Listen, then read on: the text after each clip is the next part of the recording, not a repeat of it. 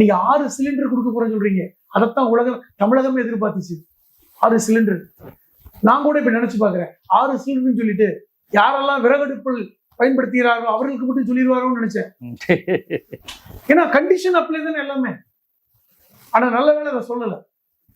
பெண்கள் அனைவருக்கும் தமிழ்நாடு முழுவதும் பேருந்துல பயணம், அது மப்சலா இருக்கட்டும், இல்ல ரூட் பஸ்ஸா இருக்கட்டும், இல்ல ஒரு சாதாரண பஸ்ஸா இருக்கட்டும் சொல்லியிருந்தா, கோயம்பேடுல இருந்து கன்னியாகுமரி வரையும் அது ஒரு எஃபெக்ட் இல்ல. அது நிச்சயமா எஃபெக்ட் இல்ல. பொன்னேரியில இருந்து கன்னியாகுமரி அப்படி வச்சுக்கோங்க, கும்மிடிப்பூண்டியில இருந்து கன்னியாகுமரி, அதுதான் கரெக்டா இருக்கும். இந்த Andhra border to Kerala border, Andhra border இருந்து கேரளா பார்டர், அதை சொல்லி இருந்தீங்கன்னா எஃபெக்ட்.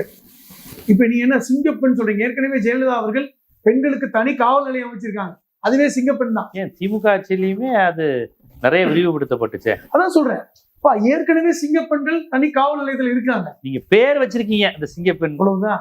அது சினிமா பேர் தான். ஏற்கனவே இப்ப நீங்க சினிமா சொல்லுவது ஞாபகம் வருது. கோட்டு போட்டு வந்ததெல்லாம், அதை நான் உள்ளுக்குள்ள போகல. கோட்டு போட்டு வந்ததெல்லாம், கோட்டு போட்டு வேஷ்டியில கட்டிகளை துவைச்சு எடுக்க போறீங்களா? இந்த மாதிரிலாம் பேசினாங்க சமூக வலைத்தளத்துல. அது எந்த படசின்னு நமக்கு தெரியாது.